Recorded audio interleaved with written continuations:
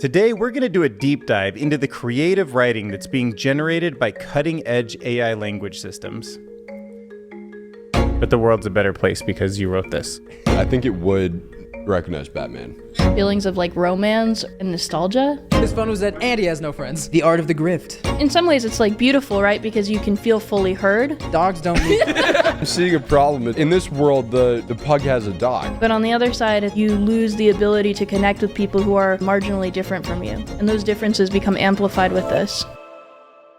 So what is GTP3? It's a computer system that can write for people. And it's very good quality writing. So then there's these levers you can play around with. You can do length, temperature is how random it is, frequency is so it doesn't repeat itself, presence is so it talks about new topics. So the temperature is a number between 0 and 1, and 0 means it's determined. So every time you run the same prompt, it's gonna have the same output. Okay. And then 1 is, it's going to be like pretty random. So if you run the same prompt, it's going to be slightly different each time.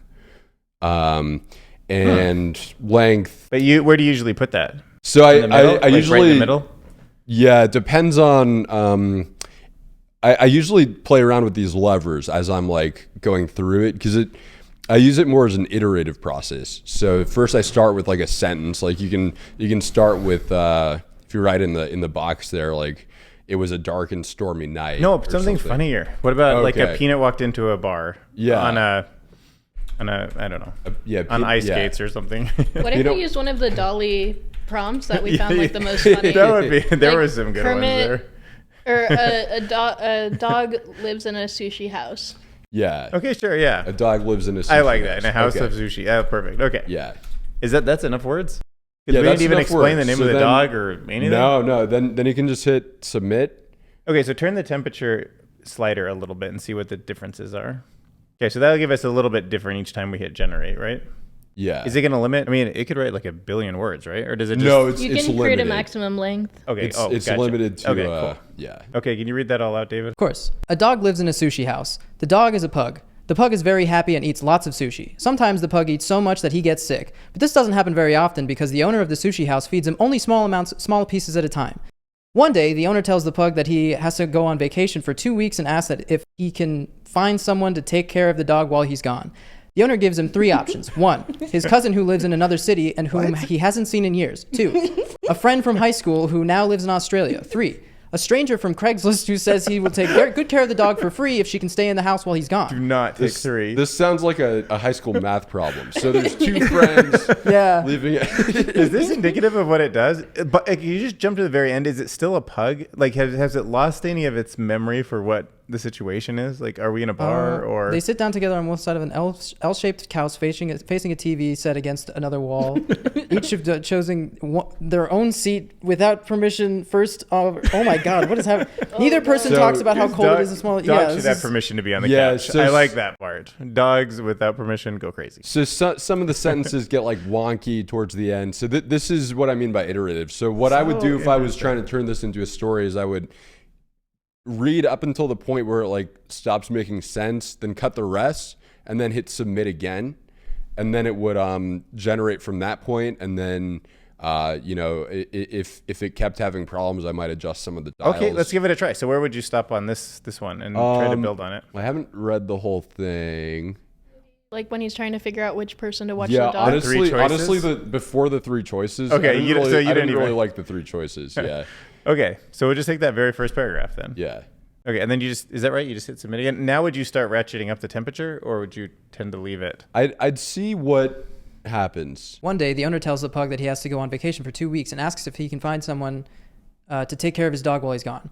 The pug asks if he can go on vacation with his owner, but the owner says no because dogs can't go on vacation.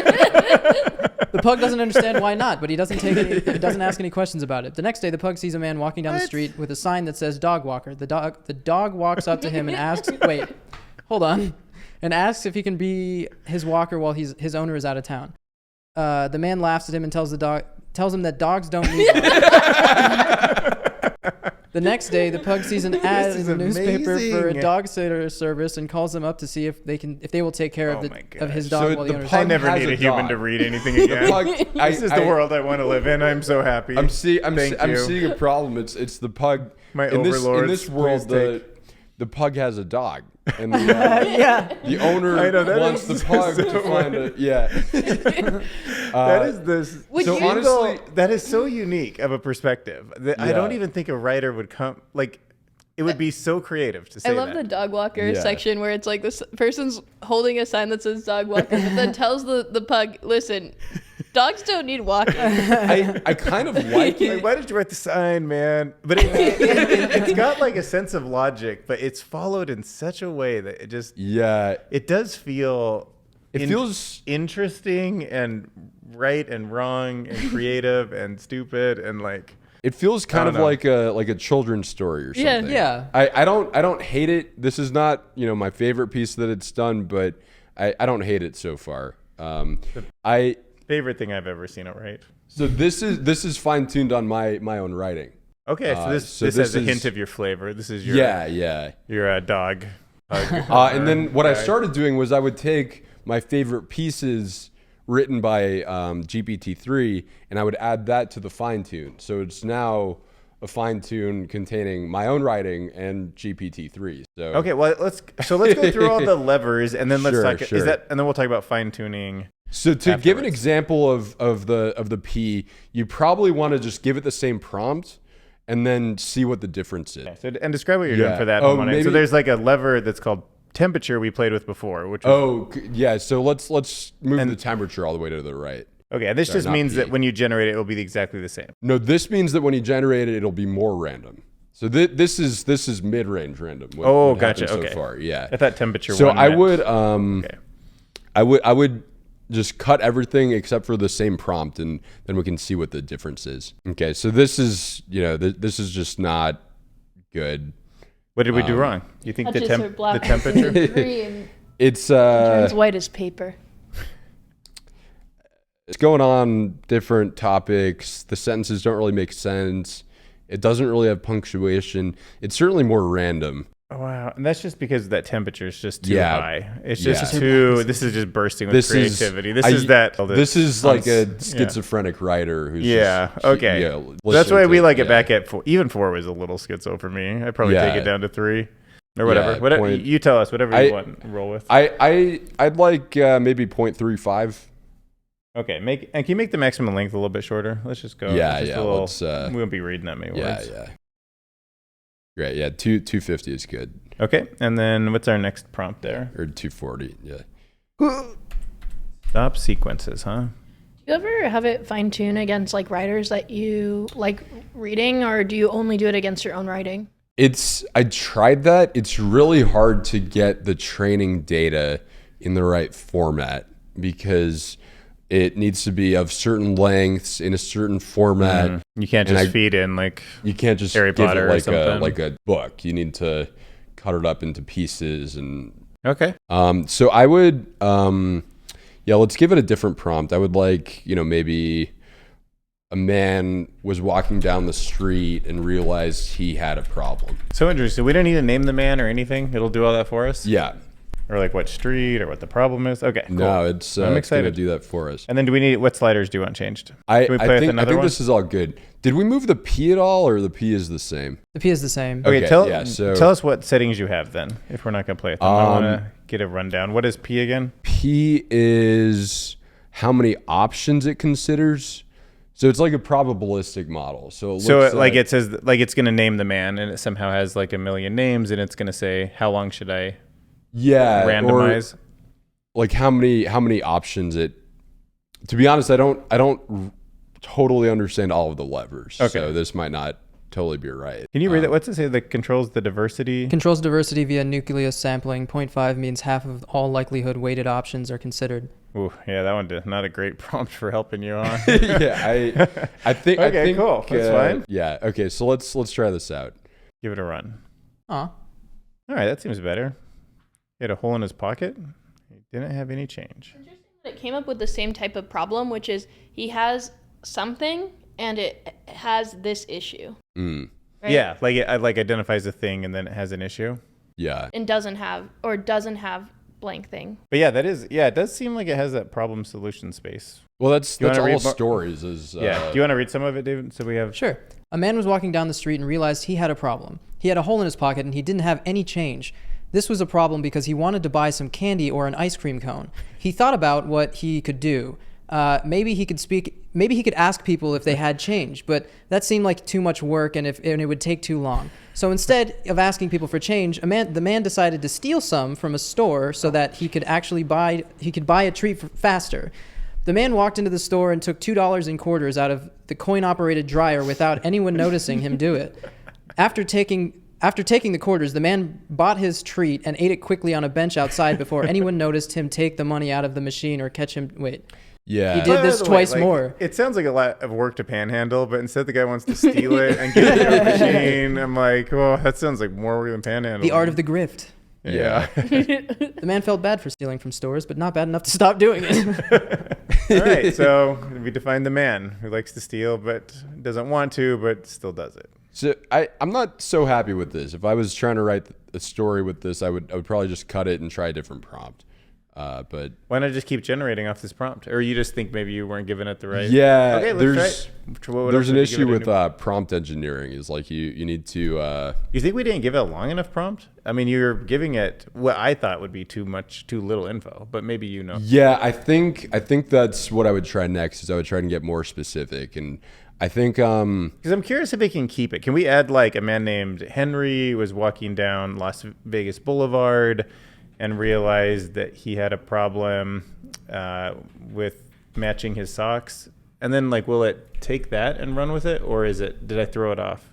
Did I limit its creativity? I think that's too limited. I would just say like he had a problem. He needed to call his girlfriend Susie, but he didn't have any way of reaching her. And you predict it will will tell us a story about a phone call and a woman named Susie? Yeah. Okay, let's see. A man named Henry was walking down Las Vegas Boulevard and realized he had a problem. He needed to call his girlfriend Susie, but realized his phone was dead. He was about to go into a nearby hotel to use their phone when he saw a sign that said free chargers. The sign was for a place called the Hookah Bar, which he had never heard of before. He went inside and found out that they not only let you charge your phone, but also let you smoke hookah for free if you buy some drinks. Henry bought 2 beers and sat down at the table with his friends to charge his phone while they smoked hookah. After finishing his beers, Henry decided it would be fun to try smoking hookah even though he had never done it before. It tastes like mint mixed with tobacco, and after taking a few hits... Dude, if there is an address, this thing is an advertisement. Oh, yeah. Like, this is like trying to sell you. Like, come on down. When you're on Las Vegas Boulevard, stop in on this address. It's weird that it associated Las Vegas Boulevard with hookah, though. Yeah. Not gambling? Not gambling or drinking or... But yeah, not really. Drunk driving violations. Also, but I why got that one right. Why is why is he worried about calling his girlfriend if he's with his friends? There's a like you felt like it didn't. Yeah. So do you feel like for us it's performing worse than usual, or is this is this kind of what you're working through when you're making it? When I'm like in a process and I'm like doing this, I'd probably go for about 3 hours and write, I don't know, 5 or 6 stories. Okay. And I mean, it is certainly quickly giving us ideas, and I mean, it's amazing that it actually is even if I'm not a big fan of like, why did you pick hookah? It's still picking something. It knows something about where it is. It's writing coherent sentences. So the issue here is his friends come out of nowhere. I didn't introduce his friends. His friends just came out, and they caused a problem for me, right? Because should we add that he has no friends? His phone was dead and he has no friends. I feel like your initial prompt will be like, and he doesn't have friends and he doesn't like hookah and this. And then finally you get what you wanted to remove all those things. If you were to say like walking down Las Vegas Boulevard alone, would it like hold that thread? Yeah, I think so.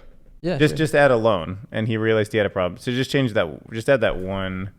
One thing I'm noticing with GPT-3 compared with, when we're looking at some of these image creation tools, is how much more specific you have to get with the prompt in order to get something meaningful, right? Like if you just type in McFuneral, you can get a real image from this. Right. That relates to something. And I think maybe that's like the power of images and emojis and things like that. But when you're working with GPT-3, you do have to, it seems like, take quite a bit of time fine-tuning the prompt in order to get something that makes sense. Well, because like with McFuneral, we saw a McDonald's casket, but there's so many ways to get that right in my head. That could have been a dead clown or whatever, or like just like Ronald McDonald at a funeral. So it didn't even give us variety. It gave us like 9 versions of the casket, you know, and it's, I don't know, just interesting. Like I would have expected a lot of different interpretations of McFuneral. I mean, those examples we saw with the Dall-E were like cherry picked as the Of course. best. So I think Yeah, it that's would. true. Oh, that's absolutely true. You'd have to. The stuff that you're showing us is cherry picked, or it could be. Like It could yeah. like there's Sorry, this there's some isn't, but yeah. pieces on This is you know raw. the blog that I'm really proud of, but like coming up with the prompts is certainly a problem. Yeah, I love this, but yeah, well, let's definitely see what you picked at the end. But Yeah. so you generate one more on this? I'm curious. So all we did now was just add that he was alone. Oh, now look at him. He becomes this faithful to Susie, great boyfriend. Now it's a Verizon store. No, this is advertisement. Don't you think Verizon must be sponsoring GPT-3? The hookah bar and Verizon? No, I do name like brands, and I mean this is trained on. How do we know it's not like? And then he's so happy with his Louis Vuitton or whatever.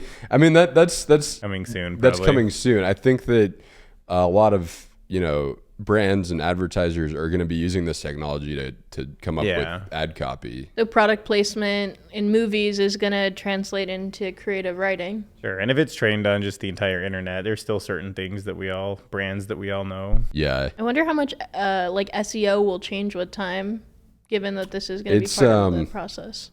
It's kind of scary, I think, because SEO, it's just like every company is going to have some version of this generating articles, and they'll have like 1 or 2 marketing people operating this, and they'll just be like supervising it while it generates. And then how can Google posts. use like PageRank to rank websites when they're changing in real time based on whatever? Yeah. There isn't really a stable internet to rank. It's just another story about how technology obviously speeds progress, but it also like perpetuates inequality. So businesses that have resourcing towards this technology will be able to boost their SEO scores. Sure. I definitely feel like in the future there's like some kind of tipping point where you're either like kind of on the upper or you're on the down, and the spirals will go both ways. Right. We did a last, or sorry, go ahead. Oh, I just want to point out that it recognizes Flamingo Road is in Las Vegas. Yeah. And that is really interesting. Like it has a geographic awareness of. Yeah. Yeah. So I mean, it knows. And none of my fine tuning data had any geographic information about. Yeah, so that Las all Vegas, came from the deep package. Yeah. But yeah, I was surprised. We did an episode before. There's another AI tool we played with a few weeks ago where you upload a photo and it tells you how memorable it would be. So the training data set was, they showed a bunch of photos to people and then they brought them back to the lab the next day. And which ones do you remember? If they could identify them, it got a higher score. And stuff like Coca-Cola logos and Pepsi logos ranked really high. And I thought that was weird, but it was because all the people who have trained all the data do have, they'll notice a Coke logo before they remember the same setting of a beach or something. And it was just weird, like we are also corrupted in the data that we're giving it in some sense, like. Yeah, they've had some really interesting Coke studies is so about lucky that it's in the consciousness of the people who train the system. Yeah, there's been some like interesting studies about like what's the most memorable for people. And most Americans know the top 100 brands, like consumer product brands, over like flags or capitals or any other like common knowledge. And it's embarrassing, but I would be in that camp. I don't know if it's embarrassing though, because it's like, what do you have exposure to when you're driving down the freeway, when you're going any place, versus like how often are you remembering that whatever is the capital of Maine. So I have no idea how true this is. Someone was just told me this. I don't know if I totally believe it, but they were saying that the algorithm for TikTok in China is different than the algorithm in the United States. And here they let it go a little bit differently. And there they try to structure it so that their TikToks give their citizens more real world skills. So you're more likely to see like how to fix a car or like when your garbage disposal is broken. Whereas they let us do more like, it's my new dance or whatever. So it's like, I always wonder, like, are they making their citizens smarter with TikTok and we're getting stupider? But then, of course, I don't want someone to decide that either. But yeah, I mean, that's really that fascinating. could happen. Yeah. So when we compare like just adding the word alone, obviously it took us through a completely different story set. Would that always happen, like in these prompts, that it would completely change the entirety of the plot when you add like one kind of qualifier? Typically?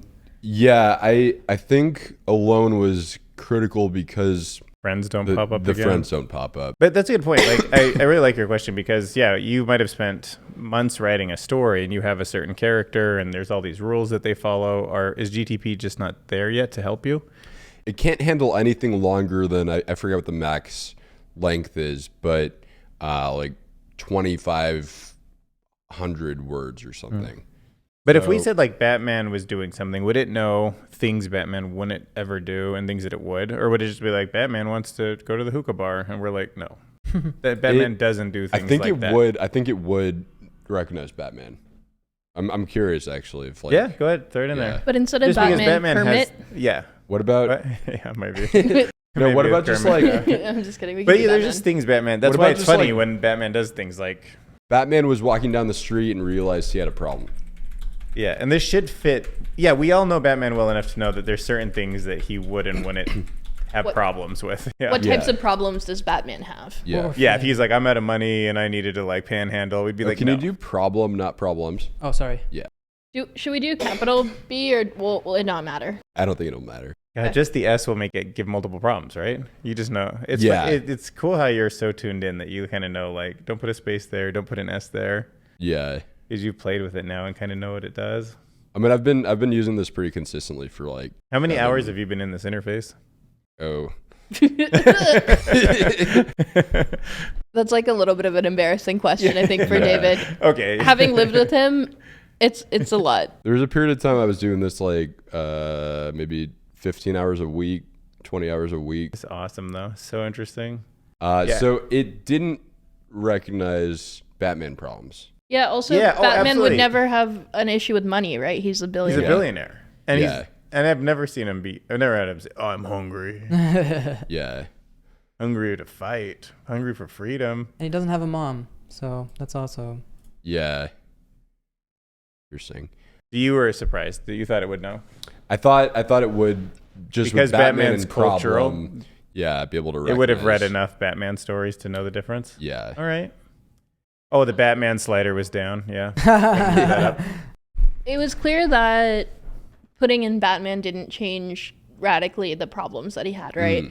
But in the same way that with Dall-E, you can say in the style of Van Gogh, can you say like, can you adjust the style or adjust the way that it's communicating its story relatively easily, or would that be kind of in the fiction section? Yeah, so it would be I mean there's different ways to do that. You can just fine tune it entirely on like Batman stories. But what I would suggest here is adding like a background : Batman is a superhero billionaire.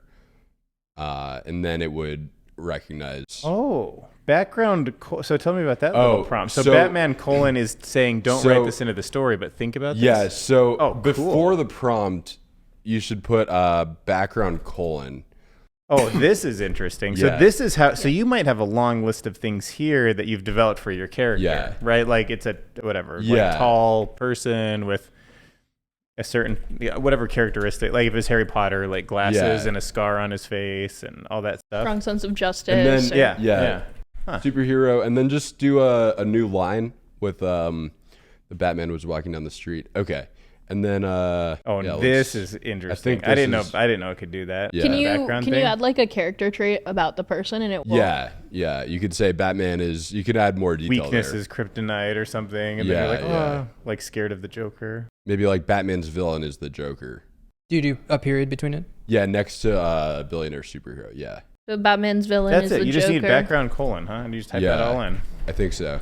But if you use like a describing word, like he is a narcissist, or he is talented, or he is scary, like will it Psychological change his problems? Yeah, too? you could. Yeah, you could say he is, you know, Like a nervous violent vigilante or something.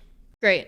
And so that's going to then inform what types of problems he has, because we've then described it here. Oh, Yeah. this just became way more interesting to me. Yeah, let's do it. Now I see why you spend all those hours. He needed to stop the Joker from killing people. Yeah, well, so that makes way more sense. Yeah. Through it. But he couldn't do it alone. He was rich and had lots of resources, so he decided to buy a gun. He went to the store and saw... He doesn't, Batman doesn't use guns. But we didn't put that in the background, so maybe he doesn't know yet. Batman said no because the bullets would make too much noise. So yeah, I could imagine though, at least using that colon background and writing several paragraphs, like all the things Batman does and doesn't do, and like he never uses guns. Like Batman's code of conduct, like Batman's rules, or he doesn't use guns. And so instead, so you let Dall-E or you let GTP3 write all these crazy things, and then you just take that away, take it away, and what you're left with is pretty cool. Yeah, that's the way to use this tool. I think so. And there's other things too, like you want to fine tune it, you want to play around with the levers, you want to like I've got another fine tune where it's like nonfiction blog posts. Okay. And that's trained on Oh yeah, so walk us through fine tuning the system and some of the other prompts besides fiction, and then we'll go to your blog and actually see some of your final products. So fine tuning, you need a data set with like at least 200 prompt completion pairs. And if you want it to just generate text, and you don't really care about like the prompt completion pairs are what we just saw, right? So you'll write, there was a man walking down the street, and then you'll write a story and send it to it. Yeah, except for generation, you don't need even the prompt. You leave the prompt blank, and then you put everything in the completion, and that's how you fine tune it for just straight generating text. So do you have an example of what you trained it on, or how does that look? So this is one set that I fine tuned it on, and each one. Okay, gotcha. So it's not just one line; it's a whole story or part of the story. So there's like. Can you click on one of those cells? So those are really populated cells. Yeah. Double click on it, or Okay, gotcha. So that's an example, and you wrote all this stuff totally from your brain. Some of it's from GPT-3 too. Oh, weird. So Yeah, some of it so was truly you, and some of it was what you liked that it did previously. Yeah. Okay. Yeah. So it's it's just like evolution. It's a very iterative process. It's so fascinating, and you're taking it into new. And so there's like length limits, and styles and formats and different use cases, how you fine tune it. But at the end of the day, you just need the CSV, and it's a couple of API calls. A few more generations from this, you'll be a better coder than I will be, because you'll be able to use the tweaking and iterative system to do the stuff that used to take that'll be so fascinating. And it could be your same skill set will turn into creative writing, or probably maybe you could write papers, maybe you could do coding. Anything GTP can help you with, you understand the iterative process, that might be kind of the frontier for some of this stuff. Where do you think like people will not be replaced? Haircuts. No, it's literally the only thing left. Like when I sit down and I let a robot just like grab the scissors and do that, then there's no jobs left in the world. You got a blast. There's actually a really fun lady inventor who built a haircutting robot. So I don't know if that's the thing. Yeah, that's true. But I don't know that I really want scissors that close to my head. It's true from like a serious point of view. I just don't know. I just think like, okay, a danger, like you have to have the dexterity to make me comfortable and not poke my eye with that scissor. And usually you'd have to replace the kind of social aspect of getting your hair cut and sort of enjoying that process. So it'd have to be a very we have a lot of like ritualistic things that I think we like to have a human experience touch point. I mean, like for instance, like hair cutting is one of the big ASMR things. So like. Or even like during COVID, right? Like we started using DoorDash a lot instead of going into restaurants, but people miss that experience of like the ritual human thing. Yeah. On the writing side though, it's very clear today, we still need a human to look at the prompt, see when a character's been added, make sure that there's continuity and and consistency. But is there a point in the future where there won't need to be a set of eyes kind of like babysitting the robot? Yeah, like if you go back in time, would you have skipped real human instructors that just had GTP3 train you in your college career? No. You wouldn't be better. If you replaced teachers and had GTP3 start training students how to be writers? I don't think so. Because at the end of the day... But yeah, in context of her question it's too. It's the practice, right? So I think you need to... Like, I'm confident as a writer because I've written so many essays and papers and stories, and it was all manual, all in a physical notebook by hand in years of my life in college and after, and replacing that with like this iterative process. I think you'd get really good at doing the iterative process, but I think the end result would be worse. Because I just wonder, like, is there a 10-year-old right now that's going to get the Pulitzer Prize, and it's going to be someone who couldn't write a story at all by hand, but was just like, oh, I just know this software better than anyone in the world. So one thing that like the podcast spoke about was that GPT-3, he thinks of it almost like spell check. And if you compare me to maybe my grandparents with spelling, my spelling's like very mediocre. Dude. But can I write better than they did? Absolutely, because this is now just a tool that facilitates a process. That said, like I think to David's point, right? Like writing is still an art form that has like concepts and like an understand like a soul to it almost, right? And the soul aspect of it like can't be replaced, or what do you think? I don't think this software or this technology will ever win like a Nobel Prize in literature. I think it will reach a point where it won't need human supervision to churn out like bullshit blog articles, and that's not probably so far off. I'd say GPT-4, GPT-5 could probably do it, and then you probably would just need like a spreadsheet of prompts, and it would generate the prompts, and you'd at that point probably be able to just trust it and then automatically upload it, and just have this whole content pipeline. Like, are we at an early enough stage that you could take this and keep feeding it something and get some kind of feedback mechanism where it becomes a sales tool, and Coca-Cola would say, oh, I'll buy David's version of GTP3 because I know it can strategically sell better than, say, Dylan's version or something? Because is this the time when entrepreneurs should start thinking about what clients in the future need and training their systems? I think the real winner in that contest is going to be OpenAI. Yeah. I don't think like me or you or small companies using OpenAI will be better than OpenAI itself. Yeah, because the core process will just keep upgrading past what the it's whoever owns the core like model is going to be the winner. Do you think there's going to be like textbooks in the future that are just so easy to comprehend that kids get much faster at getting through, or they just become much smarter, like higher IQs, higher SAT scores, because textbooks are just awesome and they're better? I mean, or customized per student digitally? They might be more customized. That's interesting. Like customized to a kid's learning style or whatever. But I think the truth of the matter is kids today are like honestly don't have the attention span to like read books very, very much. Like I was a teacher at a school in England, and they, in their English classes, read anything they assigned reading to the kids. They read out loud in class to the kids because the kids, they couldn't trust the kids to read it on their own. People in our generation are listening to audiobooks like at a much higher clip than... So the majority of the books on the shelf, although I've read them, I've listened to them. And then I bought them for the shelf for decorative purposes. And audiobooks are actually not that different than reading. If you look at like they've done some studies, but it's been hard that like I had to make a strategic point to like listen to long form stuff. So I was like, stop listening to quick things and listen to slow things, because I don't know, I just find it more relaxing and fulfilling in the long run, even though I'm never tempted by it the same way at TikTok. But yeah. When you think about the future of GPT-3 and where it's a fit, like what types of books, do you think it's a better fit for something that's more formulaic, like those like kind of cringy romance novels, Yeah, that's a good point. or like Marvel. Like I know you're a big fan of Marvel.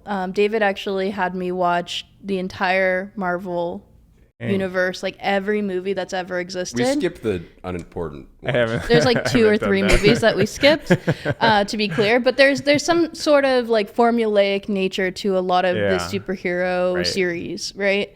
Do you think GPT-3 is a better fit for something like that, where it's a serial novel? Somewhere at Marvel, they'll tweak their system. Hardy Boys, romance novels, Marvel. Something like the Hardy Boys or Nancy Drew, where it's they've got hundreds of books that you could feed in and train it. It's going to be much better at recreating that style than something where it's really unique and needs to be fine-tuned for each individual piece of that. How about scientific papers? Could it say, oh, I want to build on research from X, Y, and Z who did study X, Y, and Z, and then come to some conclusion that would reference real things and be, I think, actually useful? The technology is already there for like summarizing. If you fed it like 500 articles and were like, summarize the main points of each of them and condense it to like, I don't know what the technology is capable of right now, but summarizing it can already do, but generating based on like new research, I don't think it's there yet. If we take this, can you go back to it and change it from fiction to nonfiction? Yeah. But yeah, so if I ask it like a medical, if I'm like, I have a rash on my arm, what is it? Will it tell me something useful? Or will it just make something up? I mean, it'll just make something up. Oh, okay. And it's also not trained on like medical. That won't help me with my rash then. It's trained on. Dang. Be like, I'm having a heart attack. Like, my left arm doesn't work. What's going on with me? And it's like, this you need a hookah. Like, yeah. What this one would be good at is like, what are the basics of the theory of evolution or something? Okay, yeah. Yeah, the theory of evolution is the unifying theory in biology. It explains how all life on Earth evolved from a single common ancestor, and it makes testable predictions about what we should find if we look at the natural world. The theory of evolution consists of three basic components. The first component is the idea that all living things are related to one another through common ancestry. All organisms alive today are descended from a single organism that lived billions of years ago. Okay. I mean, after the second sentence, I was sold that would be as good as I could do if somebody wanted me to type out an explanation, and it feels legit to me. Yeah. Going back to the that's awesome. Example, that's the coolest thing I've seen it generate. That's amazing. Yeah. Going back to the example you talked about with like textbooks, right? Like how often were you guys ever in school where a math teacher explained a concept like a geometric principle or something, and you're just like, what the heck are you talking about? Like, this makes no sense. Just tell it to me in different ways. And then this would allow it to regenerate and retell the story of like how this theorem came to be. Well, especially if it was like, well, let me give you an example using Batman. Now, Batman's parents had this one genetic thing or whatever, like, and you're like, I love Batman. So it engages you, and then someone else has it in a different way or something. Just this, some subtle way to like tell a story about, like, remember when that happened to you and you fell off your bike and you were upset because of that bee sting? This is why bees sting you. Or like, I don't know. It could just be this whole thing that's referencing your life if it's trained on some of your knowledge. If you have background like the main things that happened in Dylan's life, and then you go to the nonfiction section. All I need is a ability to record all of my memories and thoughts, and then GPT-3 is ready to teach me anything and relate it back to my own life. Well, if you've trained it enough on you and how you talk, I guess. Yeah, I mean, well, I don't know. I mean, it's maybe if one day if you weren't around or something, she could like look and it would talk to her the same way you would, and it could be comforting, maybe. That's Black Mirror episode. Yeah. Oh, okay. I don't know about that one. I think people in grief are desperate to have remnants of like the people that they've lost, right? Like so when I was healthy? Well, that's the thing, right? Because now we can live on through this software. To some extent, but like, so my dad passed away when I was in high school, right? And maybe I would want to like run his like, hey dad, like, what do you think about this like A on this test or whatever it is, right? Yeah. Maybe I'd want to run that. so that I could see what he would say, or there's definitely been moments where I've imagined like, how would my dad respond to this? But the way that like you heal through grief and trauma, to my understanding, is through human connection. It's by actually taking time with the people who are still here to reconnect. I think technology provides a platform or opportunity for escapism, right? And to that point, like maybe it would be comforting in the immediacy, but I think it would create a disconnect for people. In terms of like individualized content, I think that's the future of all of this, is you'd be able to combine people's individual tastes with an AI like writing system, with an AI image generator, and an AI like speech generator, and you'd be able to just have your own TV show channel on Netflix. It's gonna come so fast. I just can't believe how fast it's coming.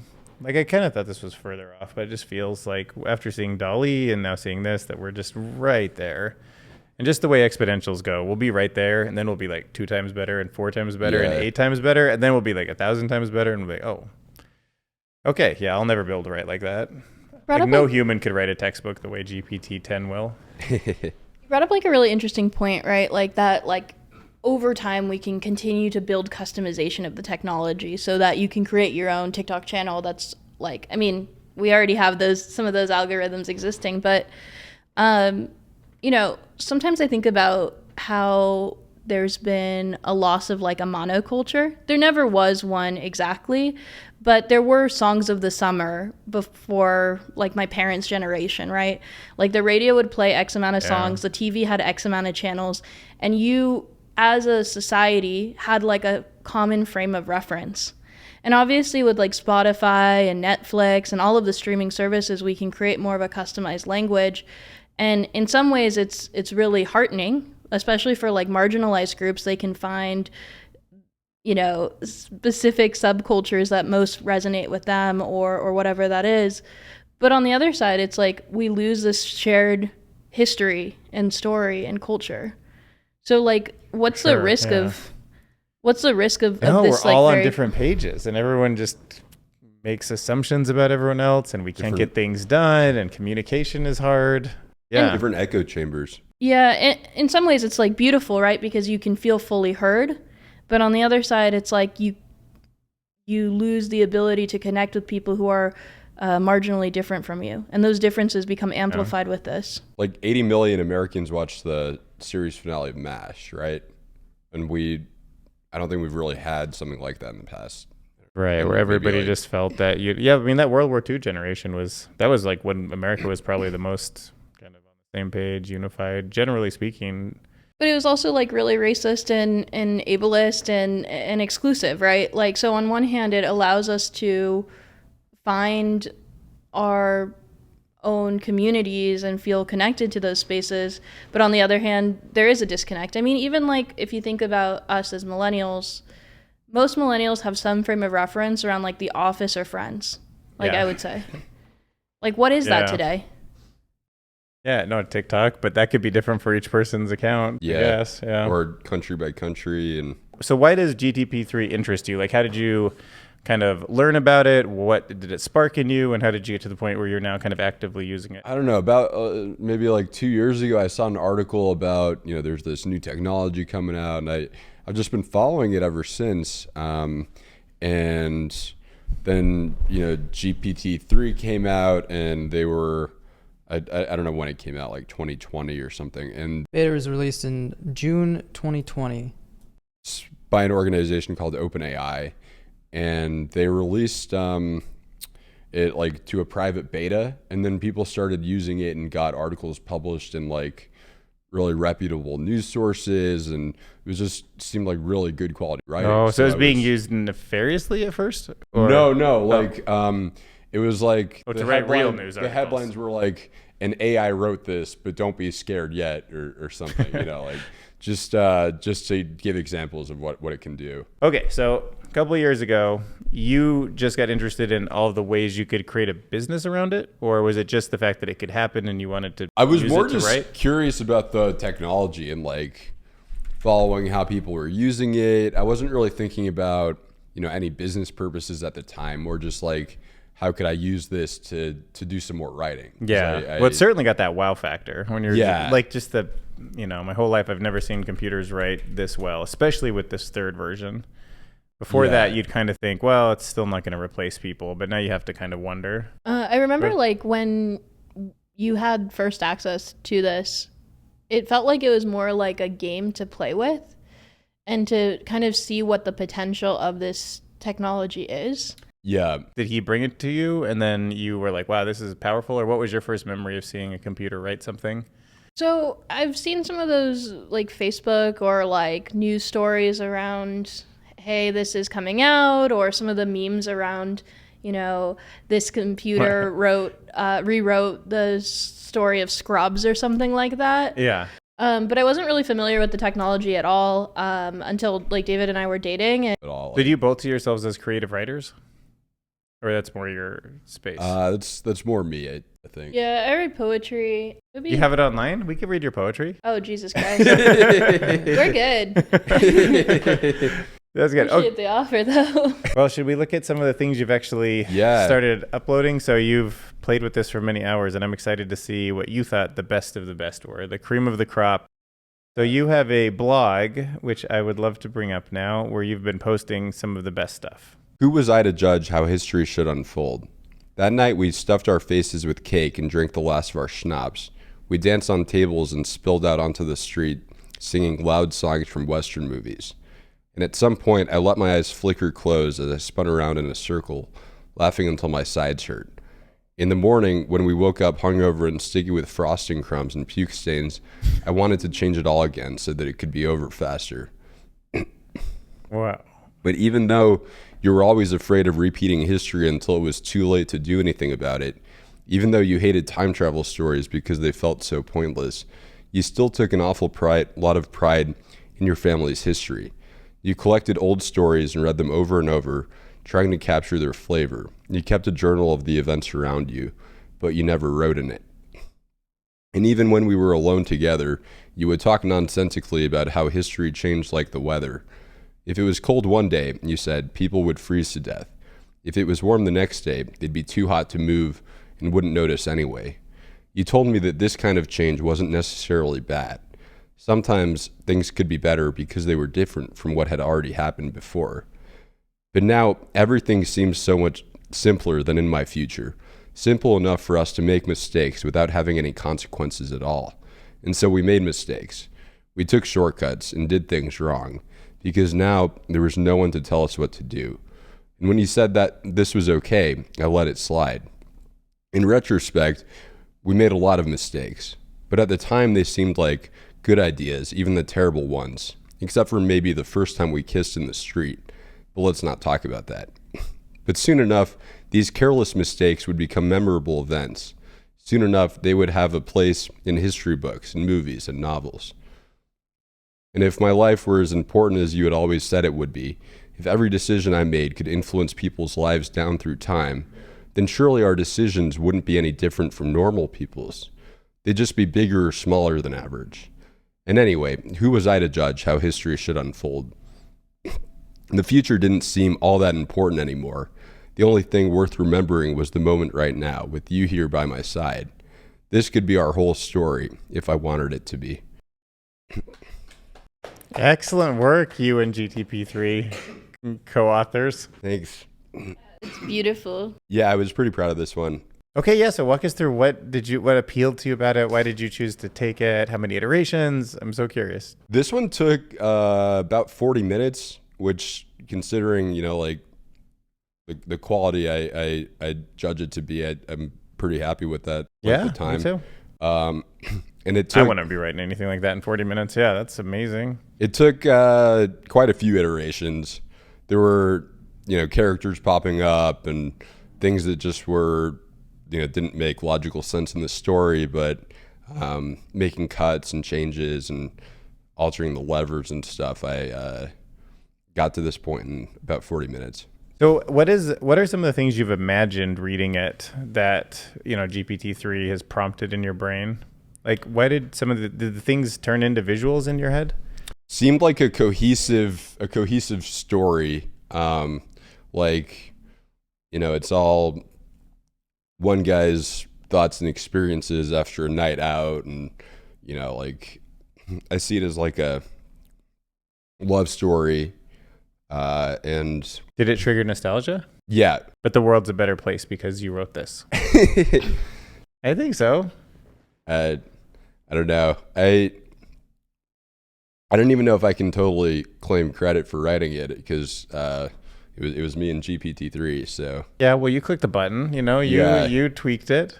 Oh, there's something really strange about this eliciting feelings of like romance and nostalgia, right? Like this piece hits those two feelings for me as we read it, because those feel like very sentimental and so far removed from anything that like a robot should be able to convey or elicit.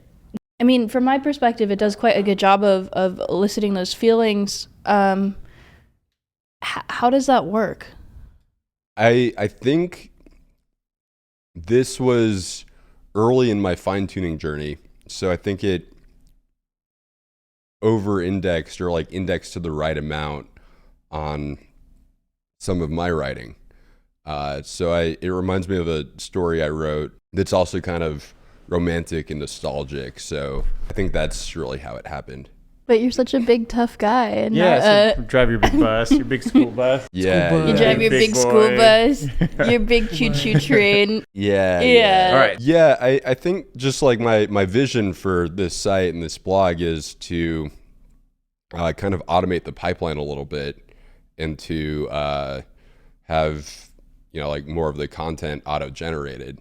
And I think what's scary is the idea that sometime in the short future, a lot of companies and people and entities will just have automated blogs. But I want to be, it's not so scary when it's me doing it, and I'm only When your intentions are good, yeah. one of the few people who's doing it right now. But you're right. The doors that it opens up, Yeah. good and bad, are definitely worth thinking about. So now I'm The inverse square law, it wrote about that. yeah, that's one of my nonfiction. Yeah. Yeah. Why does it? Yeah. I'll have to read through that. And yeah, and luckily this is up for anybody. So The site's called Curiosities and Original Content. what's your plans with it in the future? So I've got 30 articles sitting in draft right now. Yeah. So I'm gonna Start uploading edit them a those. little bit, and then put them in a queue to auto publish every couple of days. Is there a comment section? Yeah. That'll be interesting to see as you get more and more traction what the kind of comments people think about it are. Yeah, but so far I don't think people have realized that it's been machine generated. It doesn't mark. Yeah, there's no place where you say with that. No, so I have a couple of different personas. Interesting. If there's British writing, it's written by a guy, Oliver Kent. If it's like Oh, that's so funny. finance, it's Bruce Chanley or Oliver. something. So and those are the different tunings that you had inside Yeah. GPT-3. So you've named them the Yeah, and characters. then right? there's the art is done by some guy like Boris Polishnikov, because it's Russian. Can you do colon has a British accent? No, one of the fine tunes was built on like a British blog, so the writing turned out to be more British. All right. Well, it opens up a whole new world of content, and this will be an intense future, man. Like both good and bad. It's just interesting to see how fast this technology is evolving, and yeah, a few more iterations away, and I don't think anyone's gonna know who's real and who's not. So Half the web will just be auto generated. I know you won't even know if you're ever dealing with people or not unless you see them in real life. Yeah, you were like asking how many people on Tinder are bots. Like how much of the writing and articles that we read are going to be bots in the I know, future? and especially like when you're dating and you're like, this guy, he just seems so romantic and so perfect, and you're like, it's not real. Choose me, I'm real. You're dating, so cool. All right, well, thank you for coming and sharing Yeah, this. We thanks appreciate for- having you, and this is really exciting stuff. Hopefully, we can come back and talk about the newest AI and Yeah, when new technology. GPT-4 comes out. Yeah, coming have me soon. back. Yeah. Well, thanks so much for having me. Cool. It was See a you lot of guys. fun. Thank you both.